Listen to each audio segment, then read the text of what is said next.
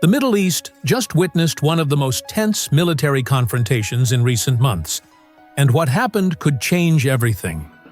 Iran sent a message to the United States, and the response they got back was absolutely devastating. Here's what went down. Iran deployed a sophisticated military drone toward a U.S. aircraft carrier in the Arabian Sea. It was a power move, a flex meant to show the world that American carriers aren't untouchable. But the U.S. didn't just swat away Iran's provocation. They responded with overwhelming force that left no room for misinterpretation. An F-35 stealth fighter just sent Iran a deadly message, and the tensions in the region are now at a critical breaking point. Let me walk you through exactly what happened, why this matters more than you think, and what could happen next. The powder keg. To understand this confrontation, we need to rewind to mid-January. That's when everything started accelerating. Massive protests erupted across Iran. Citizens took to the streets demanding change, and the U.S. government issued stern warnings to Tehran. Do not crack down violently on your own people. Iran, as expected, completely ignored those warnings. The crackdown came anyway, and it was brutal. By January 15th, the United States made its move. The USS Abraham Lincoln, one of America's nuclear-powered supercarriers, was ordered to deploy toward the Middle East. This isn't just any ship. We're talking about a floating military base carrying over 75 aircraft, including some of the most advanced fighter jets on the planet. The Abraham Lincoln had been conducting live-fire exercises in the South China Sea. But those drills were cut short. The carrier strike group immediately headed west.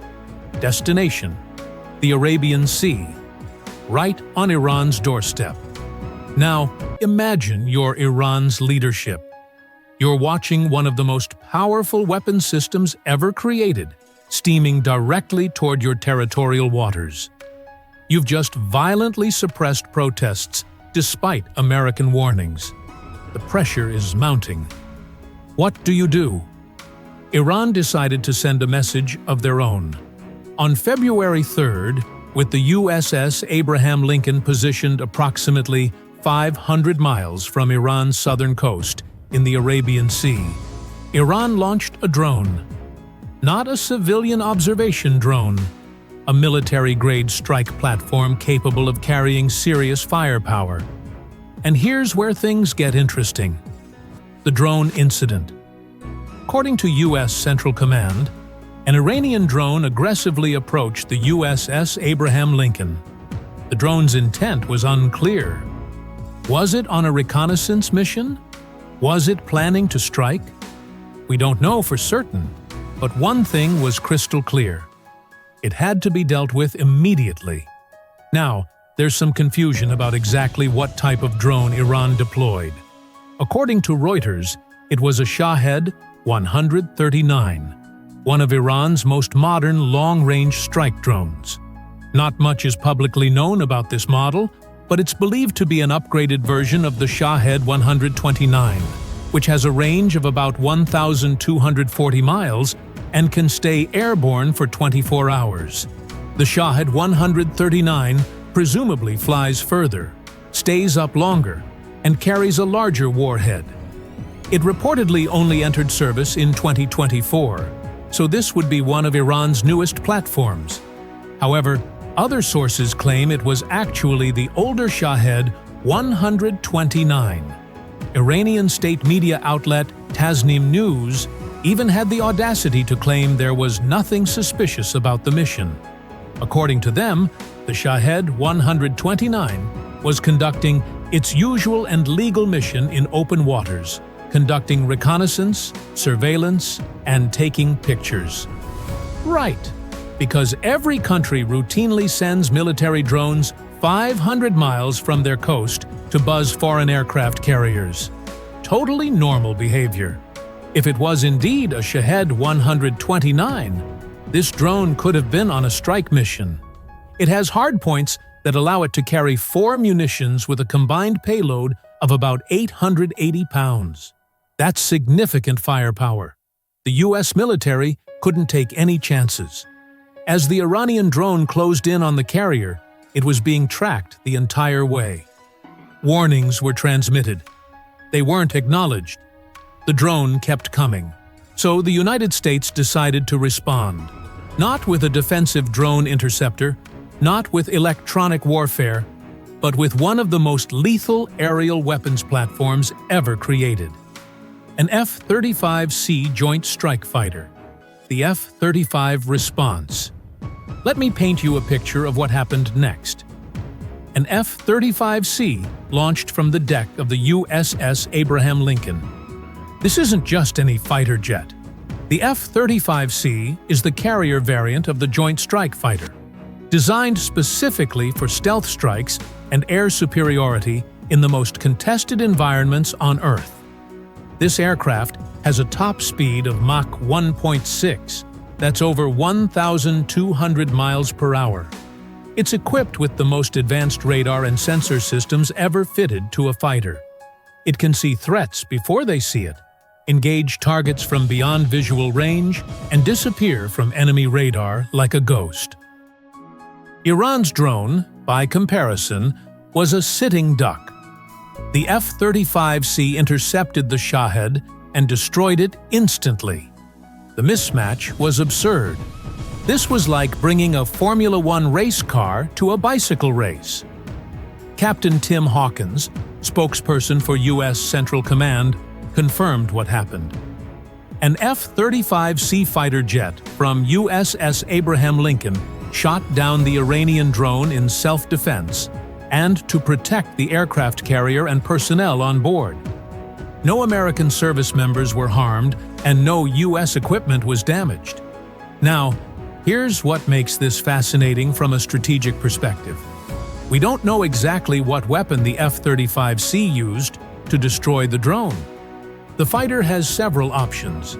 It could have fired an AIM-9X Sidewinder missile, cost about $900,000 per unit, or an AIM-120 Advanced Medium-Range Air-to-Air missile, roughly $1 million each. Either would be absolutely massive overkill for taking down a single drone, but maybe that was the entire point. Alternatively, the pilot might have used the F-35C's 25mm gun pod, capable of firing 118 rounds, or the missionized gun system with 220 rounds. Either could shred a Shahed drone with a quick burst. Honestly, it almost doesn't matter what weapon was used. The mere fact that the United States deployed a fifth-generation stealth fighter to deal with this threat is a massive show of force. Think about it. Back in 2019, when Iran sent a drone near the USS Boxer, the U.S. used Marine Corps anti-drone systems mounted on vehicles to take it down. Effective? Sure. Intimidating? Not really. This time, they sent an F-35. The message is crystal clear. The U.S. has more than enough options for dealing with Iranian threats, and they can escalate their response however they see fit. Strait of Hormuz incident. But the drone incident wasn't the only story from February 3rd. On the exact same day, Iran tried another power play in the Strait of Hormuz. And honestly, it backfired completely. According to Bloomberg, Iran's Islamic Revolutionary Guard Corps deployed several small armed gunboats into the strait. These vessels approached an oil tanker called the Steiner Imperative, which is part of a U.S. military fuel procurement program. The Iranian boats reportedly harassed the tanker with threats of boarding and seizing it.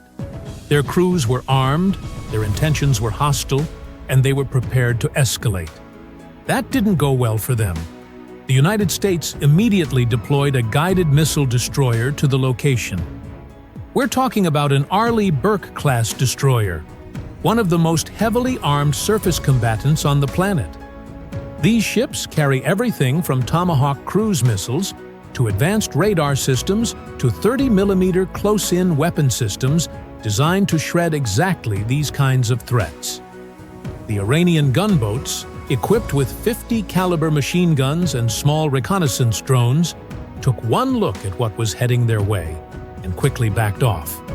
As one military analyst bluntly put it, the only reason the fast boats didn't get to the tanker was because a U.S. Navy destroyer stepped in as the bodyguard and basically said, "Hey, step this way or you're going to meet our 30mm gun."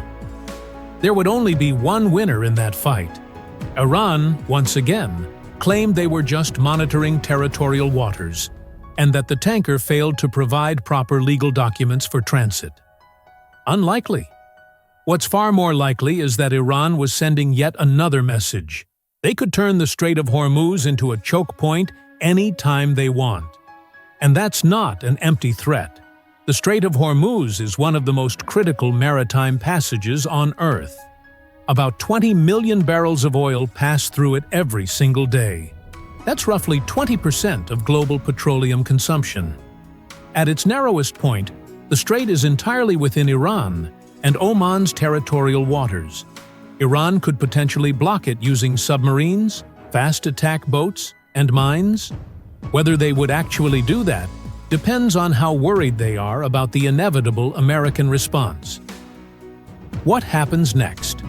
So here's the big question. What happens next? Will the USS Abraham Lincoln go on the offensive? Will American fighter jets bombard Iranian military sites? Are we heading toward war? The answer, at least for right now, seems to be no. White House Press Secretary Caroline Leavitt confirmed what happened, but noted that President Trump remains committed to pursuing diplomacy.